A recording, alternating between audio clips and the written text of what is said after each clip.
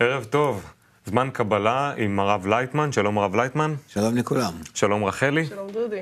והיום אנחנו הולכים לנושא שאתם הזמנתם, אתם בחרתם, אתם כתבתם את השאלות, ממש אתם הגולשים הולכים להוביל פה את כל העסק, וזה נושא חינוך הילדים. יש פה הרבה שאלות בנושא. Bonjour tout le monde. Aujourd'hui, nous allons parler des enfants et de l'engagement en ce qui a trait à la jeunesse et comment pouvons-nous bien éduquer.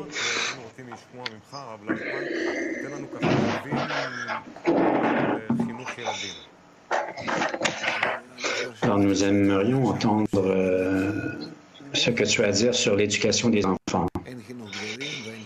Alors, il n'y a pas vraiment d'éducation en ce qui a trait aux enfants ou en ce qui a trait aux personnes âgées ou aux adultes ou à la jeunesse, aux femmes, aux hommes, aux garçons, aux filles. Il y a l'éducation. Nous sommes dans un système fermé.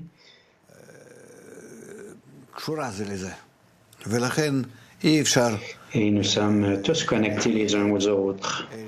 Et par conséquent, nous ne pouvons éduquer un enfant à moins que nous éduquions ses parents aussi. Et nous ne pouvons commencer avec l'éducation d'un enfant, disons à l'âge de 5, 6 à 10 ans, lorsqu'il va à l'école. Et il faut comprendre qu'à partir du moment où il naît, il commence à réagir aux stimuli de son environnement. Il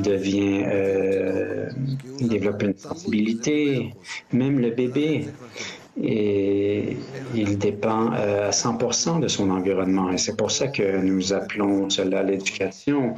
Comment lui répondre, comment lui donner les bonnes réponses au bon moment, lui servir une bonne éducation. Et ça, c'est une chose. Et l'autre chose qu'il nous faut comprendre, c'est qu'il ne peut y avoir une bonne éducation pour un enfant si les parents ne sont pas bien éduqués en raison de l'environnement aussi dans lequel ils se trouvent. Alors, il faut commencer avec l'éducation en très bas âge et terminer aussi avec l'éducation. Nous pouvons voir dans notre génération que ce sujet est parmi les plus négligés.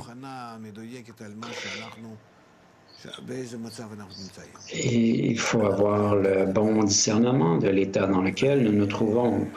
Nous perdons nos générations.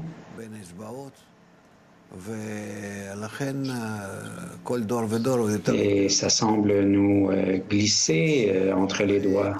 Et c'est pour ça que chaque génération est plus libre, mais est plus distante aussi et ne semble pas avoir de direction. Ce n'est pas que je veux garder quelqu'un en laisse, à Dieu ne plaise, mais l'éducation actuelle, il nous faut comprendre que l'éducation, c'est ce qui amène une personne à bien comprendre ce qui est bien pour elle et ce qui est mal pour elle. Il n'y a rien de plus. Il faut comprendre les règles et suivant les règles qu'il suivra, il saura que s'il suit ce chemin, ça ira bien pour lui et s'il suit un autre chemin, ça ira mal pour lui. Parce que nous ne sommes pas des animaux. Les animaux répondent instinctivement. Ils ont un mécanisme qui les dirige correctement. Mais les humains, ce n'est pas la même chose. Un petit animal ne tombera jamais de haut, même s'il vient tout juste de naître. Tandis qu'un enfant, même s'il a 1 ou 2 ans, ou même 5 ans, il peut toujours tomber. Parce qu'il n'a pas cette même force protectrice que les animaux ont. Et c'est pour ça qu'il a besoin d'éducation. L'éducation, premièrement, ça vise à compléter en nous ce qu'il nous manque par nature. Parce que nous sommes du degré animal, mais nous ne sommes pas vraiment des animaux non plus. Et il faut voir que nous pouvons évoluer dans une société dangereuse. Et si nous n'avons pas les bonnes réponses, ça peut être nuisible. Mais un animal, quant à lui, n'erre jamais, il ne fera jamais rien qui lui est nuisible. Et par conséquent, notre éducation doit faire en sorte qu'un enfant il ne fera plus d'erreurs. Alors il connaîtra ce qui est dangereux et ce qui l'attend à chaque détour dans la vie. Et c'est pour ça que nous avons besoin d'un grand système, que ce soit la maison, l'école,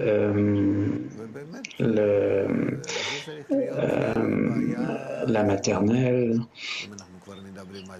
Et c'est un problème national lorsque nous mettons tout ça sous la perspective de l'État d'Israël. Lorsque je regarde la télé et tous les phénomènes qui arrivent aujourd'hui, ce qui apparaît, je ne pense pas que ça amène un bon développement chez l'enfant. Peut-être que nous pourrions passer aux questions parce que là, tu commences à dépeindre un idéal national. Oui, c'est qu'autrement, nous allons perdre des générations. Nous nous rapprochons d'un état où les enfants seront tout simplement perdus. Ils nous glisseront entre les doigts. Et ce n'est pas que nous voulons transmettre telle ou telle valeur, faire en sorte qu'ils se comportent de la même façon que leurs parents, mais nous voulons leur transmettre la notion de bien et de mal.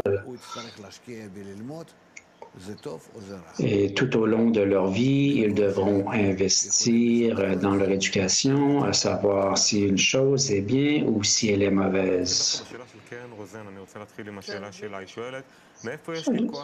Une question. Où est-ce que je trouve la force en tant que parent de changer les mauvaises habitudes qui sont imprégnées en moi? En tant qu'adulte, est-ce que je peux changer mon comportement et mes habitudes? Je peux parce que en fait, c'est pratiquement impossible parce que ces habitudes ont été imprimées en moi depuis mon enfance. Mais vis-à-vis mes enfants à moi, je peux faire en sorte que je leur instille des façons de se comporter différentes.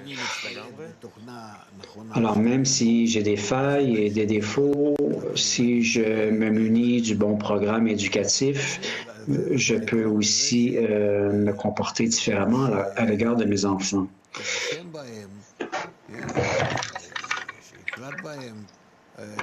Et pour instiller ça en eux et pour qu'ils l'absorbent comme un nouveau programme, oui, mais si tu parles d'un système intégral ou si je n'intègre pas ces valeurs, c'est difficile d'acquérir tout ça.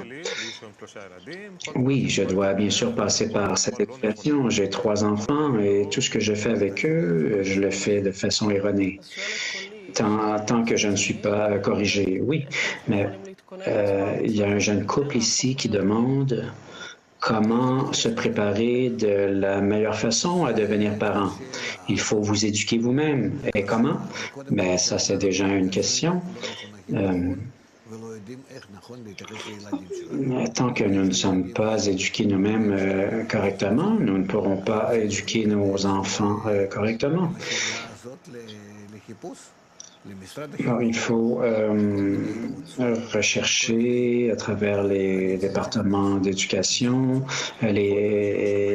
rechercher tout ça, rechercher des conseils. Ah oui, alors les gens tu sais, ils ont des enfants, ils n'ont pas le temps de faire des recherches. Dis-nous quelque chose. Mais il y a déjà des systèmes d'éducation qui sont en place et la plupart d'entre eux ne visent pas le profit. Et nous pouvons donner des instructions en matière d'éducation à des gens qui veulent révéler l'essence de la vie. Ils doivent être éduqués d'une certaine façon. Oui, mais maintenant, j'ai un problème parce que non seulement je ne sais pas comment éduquer mes enfants, mais moi-même, je ne sais pas comment m'éduquer. Ça semble un cul-de-sac. Oui, tu as raison. C'est pour ça que je dis que c'est un problème national et même global. Au niveau mondial, il n'y a pas de plus grand problème que l'éducation. Si nous avions une bonne éducation, les relations entre les pays s'en porteraient beaucoup mieux. Regarde tous les parlements. Et notre Parlement, notre Knesset ici en Israël, et l'état de nos familles, et dans les salles de classe, comment ça se passe. Et tout ça, c'est un résultat d'un manque d'éducation. Oui, il y a comme un clash ici. On parlait du niveau national, et maintenant tu nous apportes au niveau mondial. Alors retournons au niveau de nos auditeurs. Question. Mon conjoint n'est pas d'accord avec ma façon d'éduquer mes enfants. Que faire pour réconcilier nos points de vue? Oui, éduquer les enfants, c'est vraiment un grand problème parce que toi, tu vois leur avenir de cette façon et lui ne voit pas la même chose. Alors, même si vous deux, vous n'êtes pas d'accord sur les moyens, vous voulez néanmoins atteindre le même résultat. Et à partir de ce même résultat que vous voulez atteindre, il vous faut maintenant voir si les moyens que vous voulez utiliser lesquels sont meilleurs ou s'il faudrait les combiner. Tout ça, ça a à voir avec une certaine clarification. Oui, mais entre nous, est-ce que la mère ne devrait pas davantage s'occuper d'éducation? Oui, normalement, la mère, oui. Bien que de nos jours, peut-être que ce n'est pas toujours vrai. Il y a différentes familles, mais normalement, l'éducation des enfants revient davantage à la femme, oui, et le mari se tient derrière sa femme. Oui, alors nous construisons des ponts entre les parents et les enfants, mais les enfants entre eux maintenant ont de la difficulté à se parler. Il nous faudra en venir à un sujet qui soit intéressant pour tout le monde. Ça pourrait être un jeu, une activité sportive, de faire une randonnée en vélo, de partir pour un petit voyage. Si les parents et les enfants ne se parlent plus, ils devraient partir ensemble en vacances, de sorte qu'ils puissent se connecter. Oui, mais si nous limitons nos enfants et nous leur imposons un cadre contraignant, ils vont s'en aller et nous quitter pour toujours. Mais d'un autre côté, si on les laisse sans aucune balise, ils auront de la difficulté à s'orienter. Non, ce n'est pas soit l'un, soit l'autre. Il faut éduquer l'enfant selon son propre tempérament. Et tout ça, c'est la sagesse de l'éducation à laquelle il faut en venir. Il ne faut rien imposer à l'enfant qui aille à l'encontre de ses désirs, mais il ne faut pas non plus le laisser faire tout ce qu'il veut. Mais il faut faire en sorte que ses désirs deviennent les nôtres. C'est-à-dire qu'avec lui, il faut entreprendre toutes sortes d'étapes dans la vie pour qu'il puisse voir que ce que nous lui recommandons de faire, éventuellement, il en tire un avantage. Nous devons lui faire la démonstration que ce que je lui recommande apporte un grand avantage et amoindrit ses souffrances. Et comment faire ça? À travers la discussion, parler et y mettre de l'amour et des preuves. Et qu'est-ce que font les animaux, par exemple? Ils montrent à leurs petits chiots comment se comporter, et ils les laissent se comporter, et s'ils chutent, eh bien voilà, c'est que tu n'as pas fait les choses de la bonne façon. Un enfant doit tout de même recevoir des coups, non pas de notre part, mais de son environnement, et il doit expérimenter le bien et le mal. Et alors, il faut le laisser échouer. Oui, bien sûr, il faut le laisser échouer. Ça fait partie de son apprentissage aussi. Lui-même est un petit égoïste et il doit savoir que s'il ne fait pas les choses de la bonne façon, mais comme il veut les faire, alors peut-être qu'immédiatement ou plus tard, il recevra des coups. Alors, un enfant doit apprendre à partir de ses erreurs ou c'est apprendre de ses expériences, c'est une façon d'apprendre. Mais pourquoi disons-nous qu'il faut éduquer un enfant selon son tempérament? C'est-à-dire qu'il faut l'éduquer, mais il faut s'habituer à ses caractéristiques intrinsèques. Oui, y a-t-il une différence entre l'éducation des garçons et des filles? Oui, bien sûr. Encore selon le même précepte d'éduquer un enfant selon son tempérament, nous nous comportons différemment selon que l'enfant est une fille ou un garçon. Et il faut que les parents puissent se partager les responsabilités parce que souvent les filles sont complètement contrôlées par les mères et les garçons sont connectés au père. Mais il faut s'adresser à une petite fille comme si elle était déjà une femme. Et même chose pour un garçon. Il faut lui adresser la parole comme s'il était un adulte et un homme déjà. Alors, est-ce qu'il faut mettre de l'avant des punitions, des sanctions et quand est-ce qu'il faut faire preuve de plus de flexibilité? Alors, si je mets en place certaines balises, je dois montrer à l'enfant que ces balises n'ont pas été mises là par moi, mais que c'est plutôt la vie qui nous impose ces balises et que ce sont les lois de la nature, de la société, et que si nous ne les observons pas, nous recevrons des coups.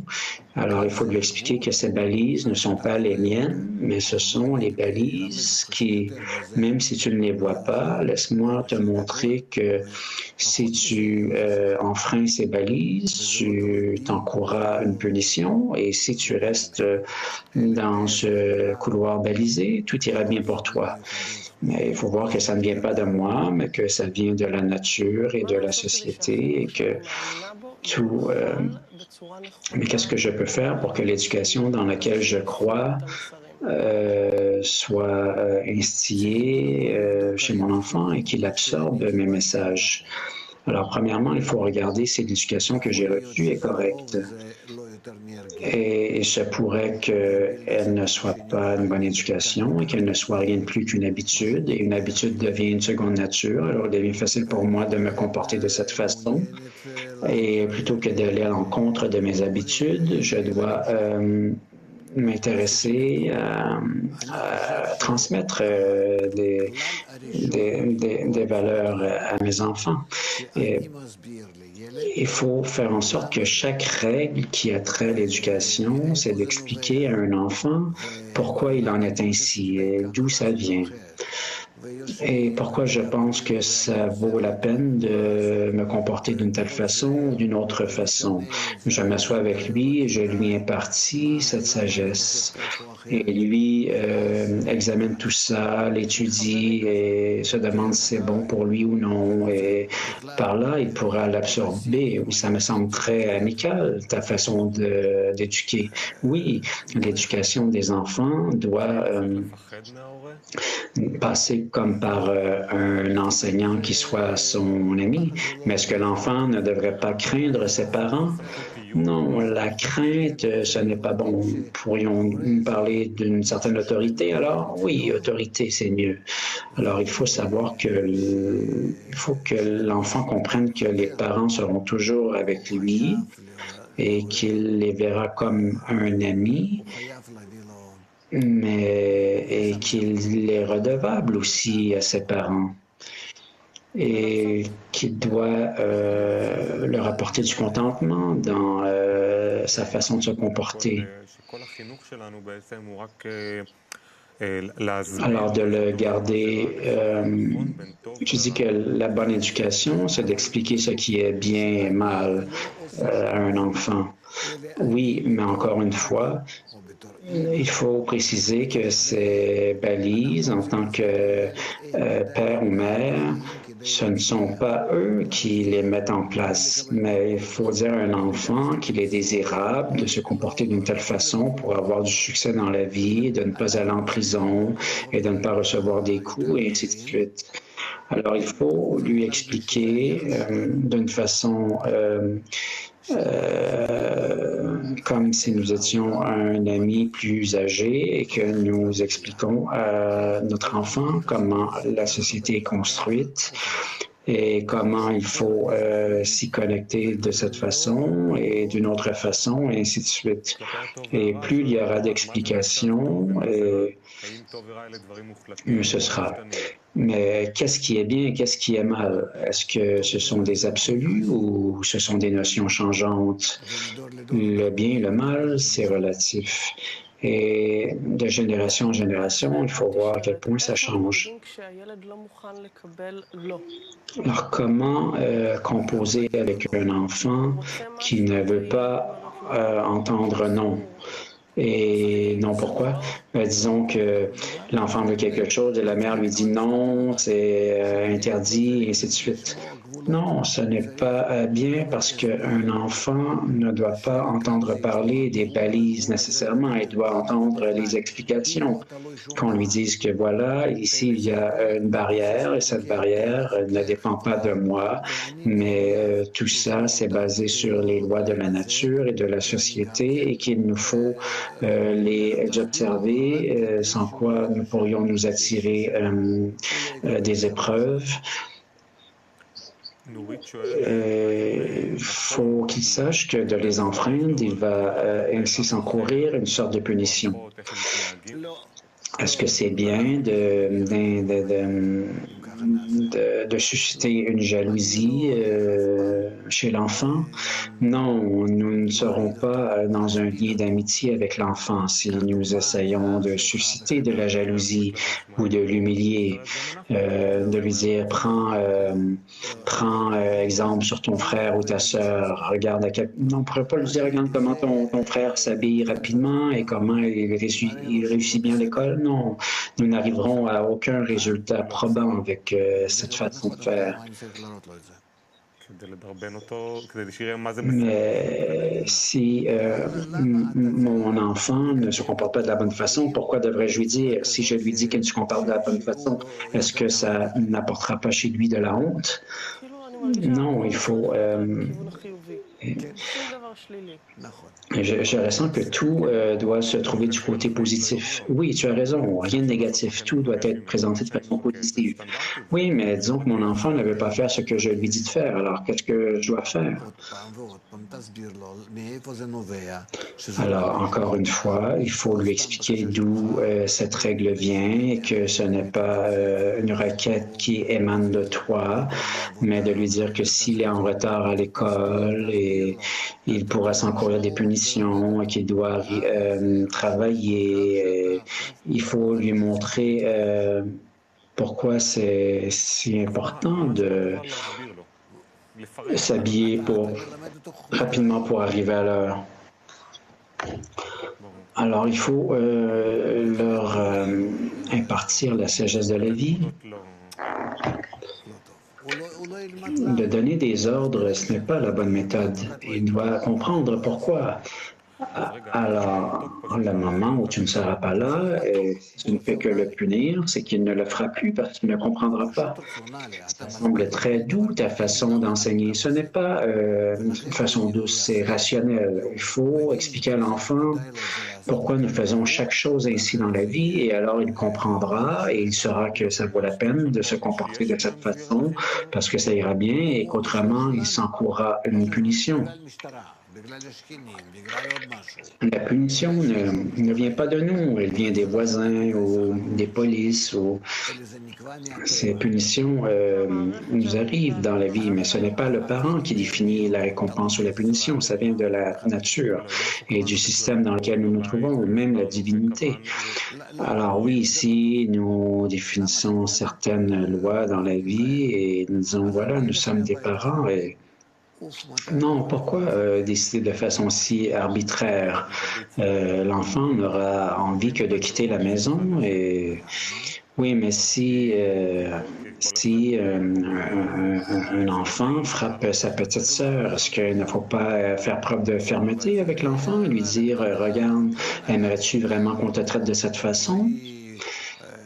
Parce non, le fait que l'enfant met de la pression sur sa petite sœur pour qu'il puisse se sentir grand et fort, et comment lui expliquer tout ça, lui dire qu'il faut qu'il prenne plaisir à agresser sa petite sœur. Non, mais il faut lui expliquer pourquoi il se comporte de cette façon. Mais ne faut-il pas lui dire qu'il y a certaines règles qu'il faut respecter et de ne pas cesser de les observer? Non, il faut aussi préciser qu'il n'y a pas de punition. C'est toujours explication après explication après explication, mais tu me sembles très patient. Ce n'est pas de la patience, c'est de la façon dont il faut éduquer, car dis-toi que c'est comme ça tes enfants éduqueront aussi tes petits-enfants. Alors oui, il faut aller à la maternelle et l'enfant n'est pas content, il ne veut pas s'habiller, et il veut s'en aller. Il faut lui expliquer les ramifications, lui dire que si l'enfant ne se dépêche pas, moi-même je serai en retard pour mon travail et alors je m'encourrai des punitions financières et tous seront affectés dans la famille. Oui, il faut jouer avec tout ça et pendant le Shabbat, par exemple, accorder plus d'attention à l'enfant pour qu'il sente que le parent est là pour lui lorsqu'il a du temps. Et alors, nous jouons comme si c'était une pièce de théâtre. Nous et l'enfant et tous les scénarios que nous avons eus pendant la semaine, nous le passons en revue. Et maintenant, il peut prendre de nouvelles, prendre d'autres choix et ventiler toutes ses émotions. Et là, nous avons le temps de lui expliquer que ce n'est pas bien.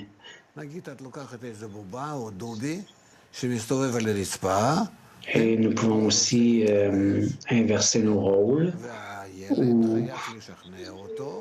ou prendre, par exemple, se servir d'accessoires comme des marionnettes ou des pluches et demander à l'enfant qu'il se comporte de la bonne façon envers ses jouets ou ses pluches. Et il se mettra à comprendre mieux parce que déjà, il pourra se mettre dans une autre position, d'être celui qui éduque. Et il pourra davantage comprendre les paroles du parent et ce que nous essayons de faire avec lui.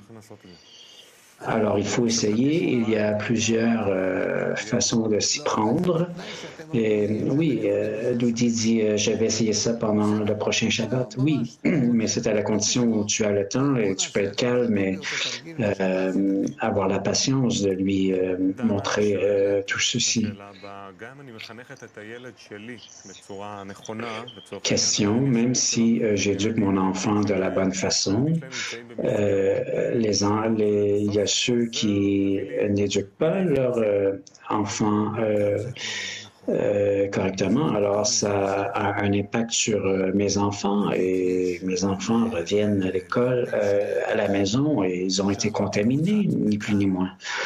Oui, tu as raison, c'est-à-dire que mon enfant va à la maternelle et Il a des amis qui sont plutôt sauvages et qui n'écoutent pas, et alors il nous rapporte ce comportement à la maison. Et encore une fois, il faut lui montrer avec l'aide de sa pluche comment son ami ne se comporte pas de la bonne façon et qu'il faut le calmer. Et tout doit toujours renvoyer à des jeux, des pièces de théâtre, et d'essayer d'inverser les rôles et de faire de la projection. Oui, mais ce jeu de rôle, ça a pour but de lui expliquer, oui, il faut qu'il puisse être capable de se mettre à la place du parent. Alors, disons que l'enfant ne veut pas aller à la maternelle et alors il se tourne vers moi, le parent, et maintenant il faut que nous puissions expliquer pourquoi il est important d'aller à la maternelle et voir que ces situations sont très sérieuses. Oui, mais un enfant qui ne veut pas accepter un non, elle demande encore une fois, mais s'il ne veut pas accepter mon explication, il est têtu et peut-être y aurait-il un âge où nous pourrions lui dire non à l'enfant? Non, je ne le ferai pas. Même lorsque je dis non, je dois expliquer pourquoi c'est non. Et je dois expliquer pourquoi ce n'est pas que je le ressens de cette façon, que je pense de cette façon, mais que ce sont des règles extérieures et objectives de se comporter de telle ou telle façon. Et c'est pour ça que je lui dis qu'il n'est pas permis de se comporter d'une telle façon. Alors je construis en lui une attitude différente envers la vie.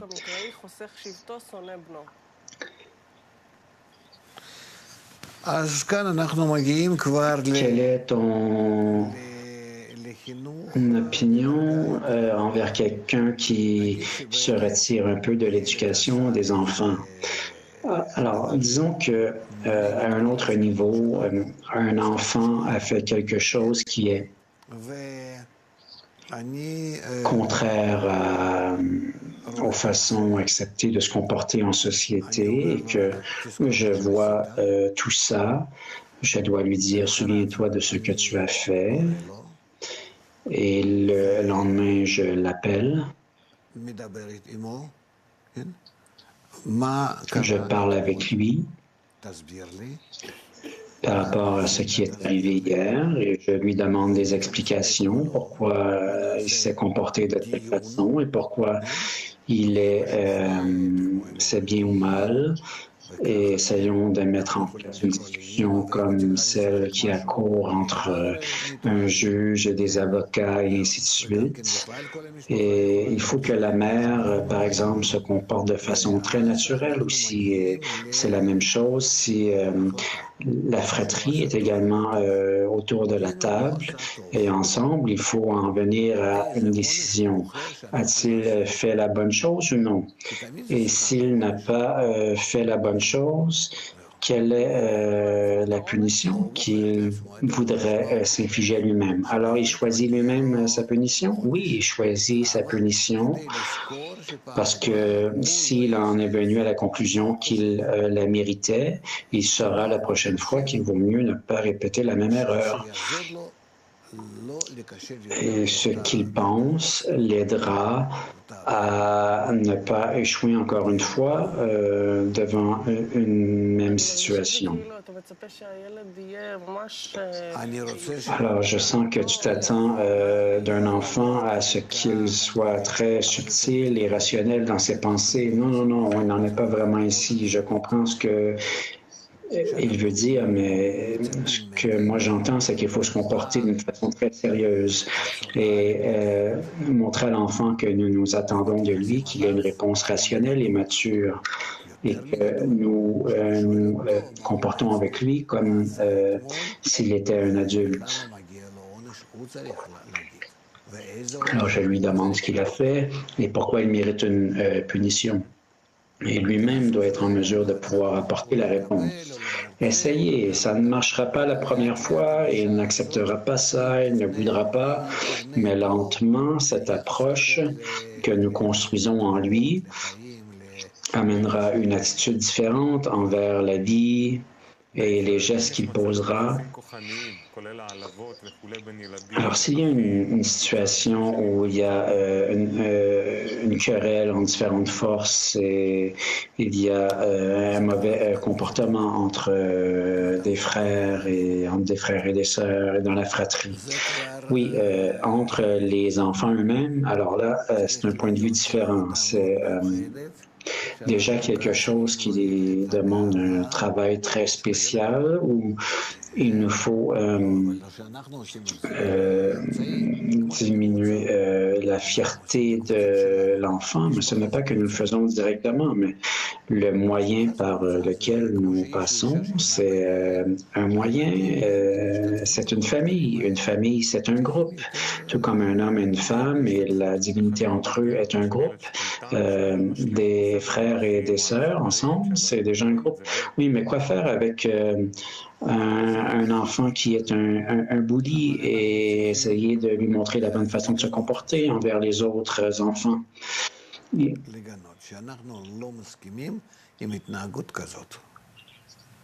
faut lui montrer que nous ne sommes pas d'accord avec un tel comportement, que nous sommes quelque chose de complètement opposé.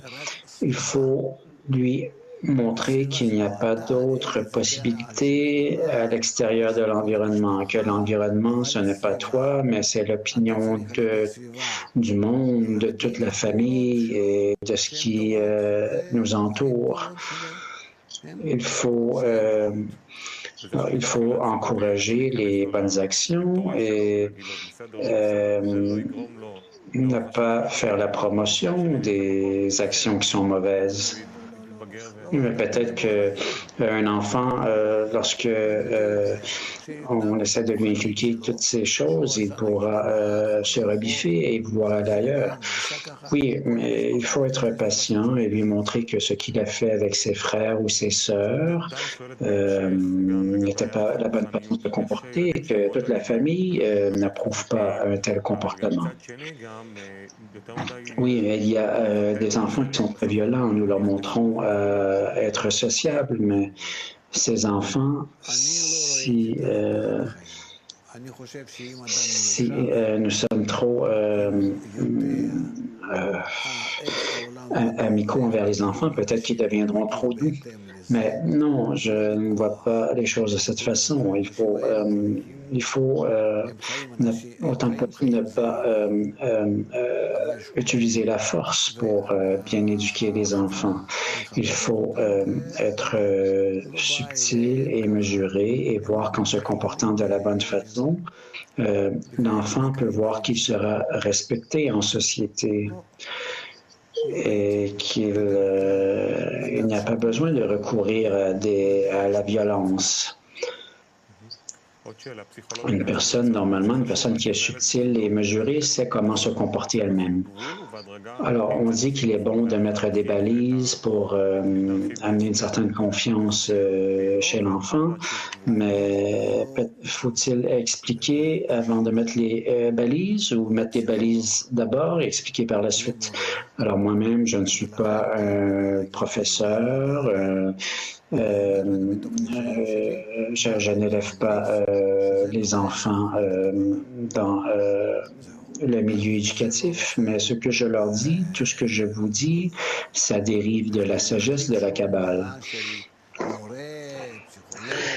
Non, je ne veux pas remplacer quelques psychologues ou enseignants que ce soit. Ce serait interdit pour moi de le faire, mais ce que moi je peux voir, c'est que les résultats de l'éducation actuelle sont horribles. Et néanmoins, pour l'instant, ces gens-là ont le contrôle sur nos enfants et c'est pas moi qui va venir les abaisser.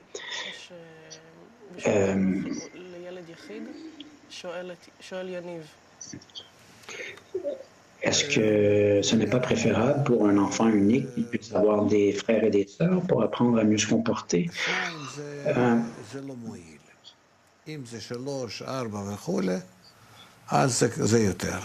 Normalement, deux n'est pas si bénéfique.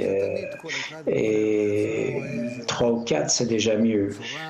Mais deux, c'est que quelqu'un choisit toujours pour lui-même une certaine posture ou une certaine attitude et ça n'apporte pas vraiment des bons résultats.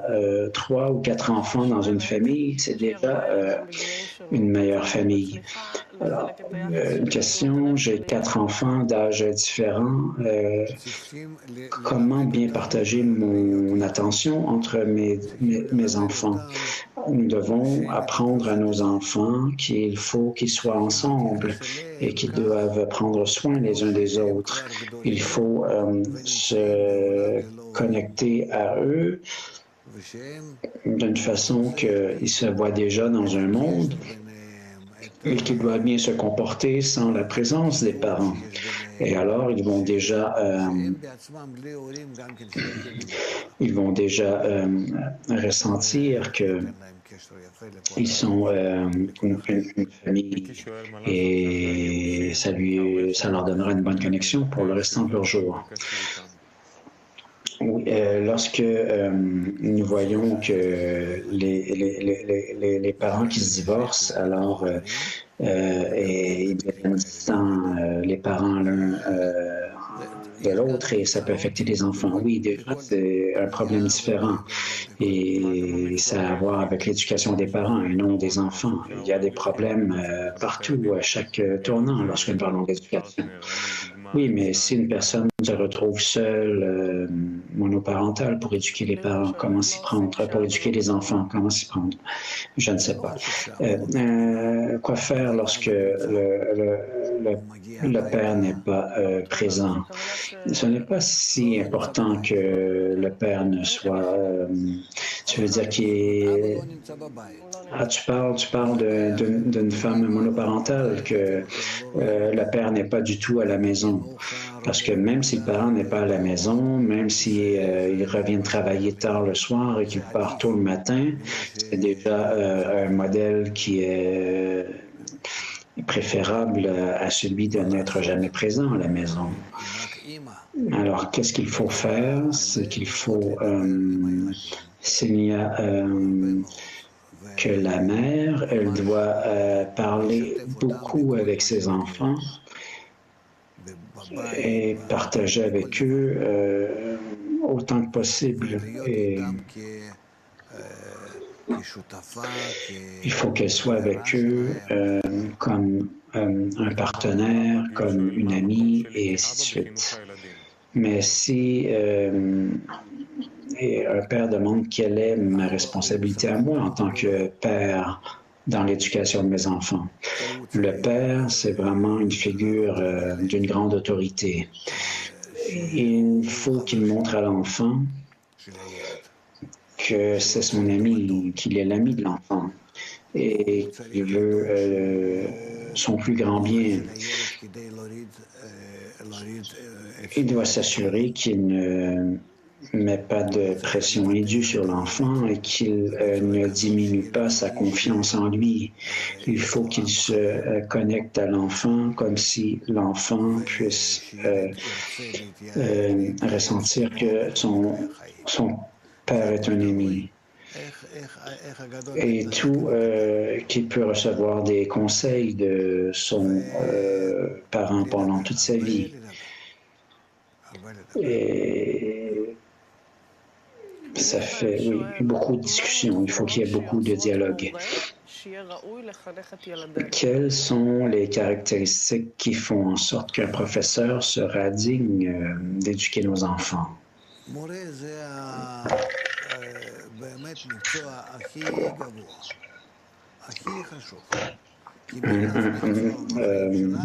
L'enseignement, c'est vraiment la profession la plus importante. Il n'y a pas d'autres professions dans la vie où les résultats de nos actions se feront sentir pendant des générations à venir. Et par conséquent, c'est crucial.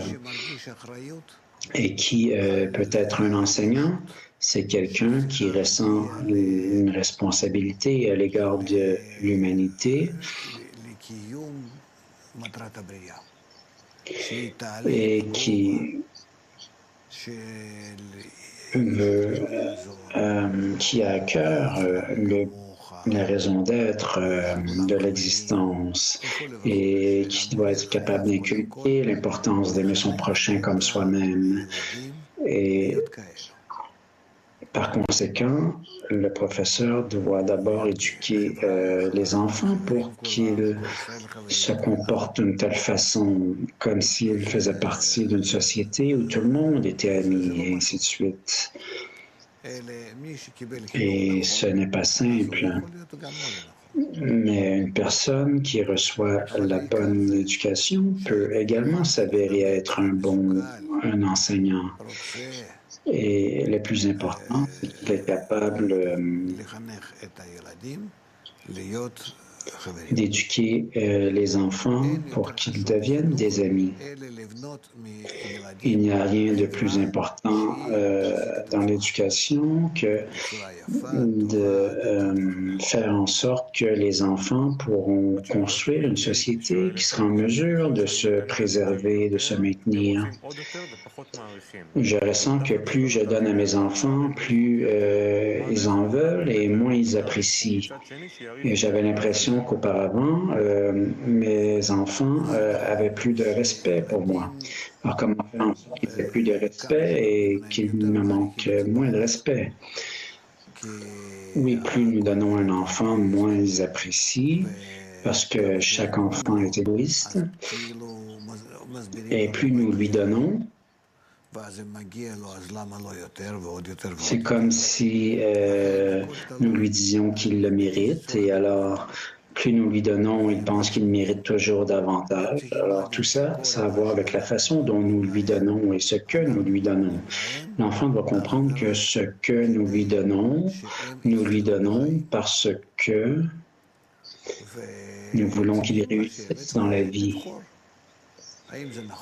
Et nous voulons qu'il s'assoie et qu'il puisse choisir est-ce que c'est bien ou non. Qu'est-ce que tout ça, ça lui donne de ressentir une fierté devant les autres. Et nous devons s'asseoir avec lui et discuter. Est-ce que c'est bien de pouvoir me prendre moi-même comme exemple? Non, non, ce n'est pas bien. Il ne faut rien prendre ce qui vient du passé. Personne ne veut entendre. Tu ne devrais pas te servir toi-même de ta propre éducation et de te montrer comme un exemple. Non, on n'a aucun exemple donné à des enfants. Peut-être, on pourrait aussi prendre exemple sur les dinosaures. Et non, c'est complètement interdit. Si je dis à mon enfant, moi, je n'ai pas reçu ceci, alors tu ne le recevras pas non plus. Tout ça, ça n'a rien à voir.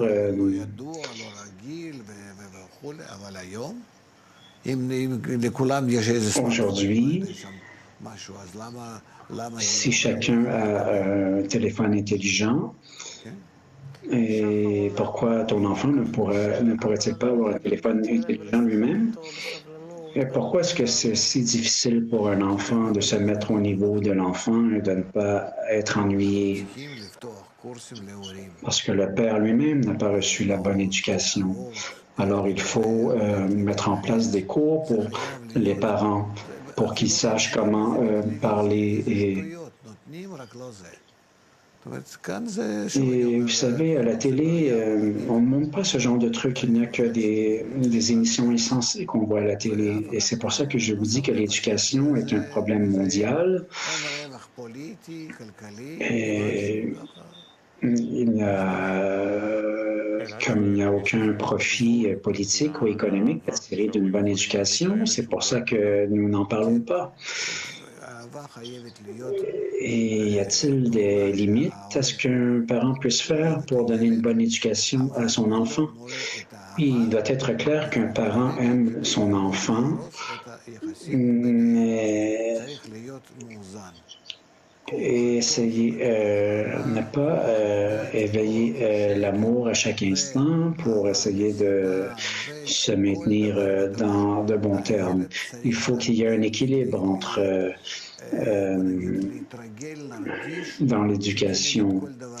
L'enfant doit s'habituer à voir que derrière chaque bonne chose, il y a quelque chose de mauvais et qu'il n'y aurait pas quelque chose de mauvais si je n'avais pas non plus quelque chose de bien de notre côté. Et ces deux discernements, lorsque nous les mettons ensemble, donnent une image complète et nous apportent un équilibre.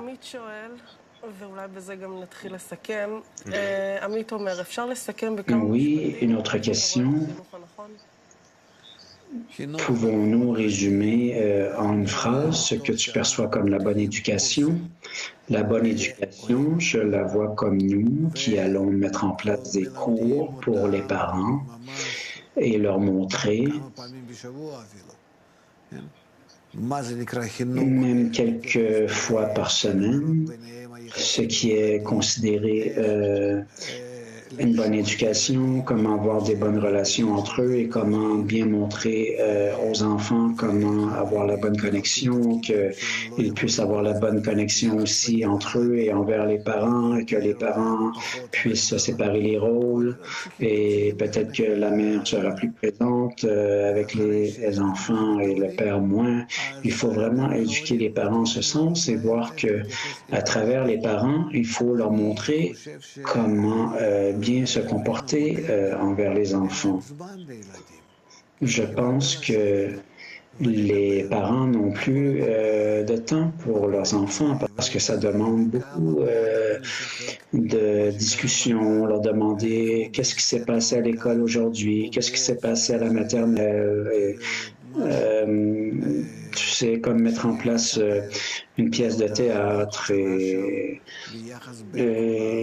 que nous puissions mettre en place des jeux de rôle.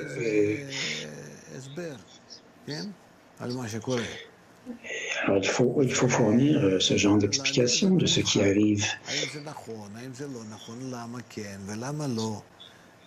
Et essayer d'examiner tout ça, se demander si c'est bien ou non, et pourquoi oui, et pourquoi c'est bien, pourquoi c'est mal. Il faut prendre le temps de s'asseoir avec nos enfants et de leur demander ce qui est arrivé dans leur journée et leur montrer quelle est la bonne attitude à adopter. Et sans leur mettre de pression, mais de leur donner des explications, de leur montrer que ça ne dépend pas de moi, mais que ces balises sont fournies par la sagesse de la vie. Alors, ce n'est pas arbitrairement ce qu'une mère ou un père décide, mais tout ça, c'est très rationnel et ça vient de lois supérieures. Et petit à petit, les enfants changeront leur perception et leur approche vis-à-vis de la vie.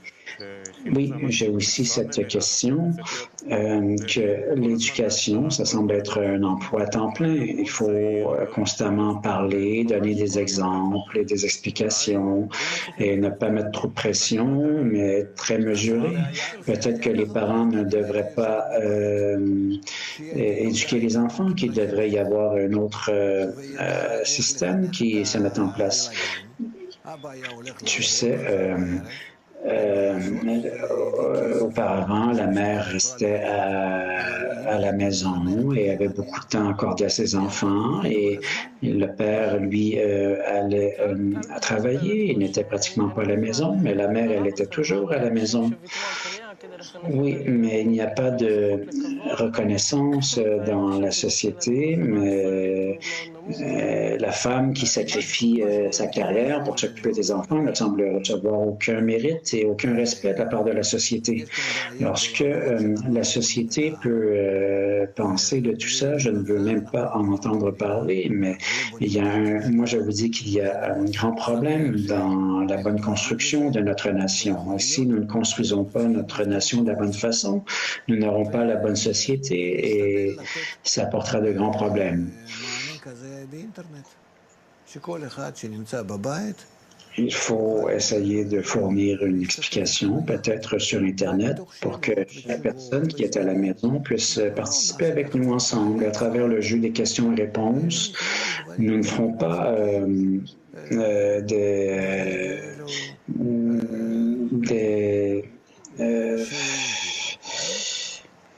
nous ne fournirons pas des explications ex cathedra, mais tout ça, ça sera très pratique. Et nous allons fournir des explications à ceux qui sont intéressés.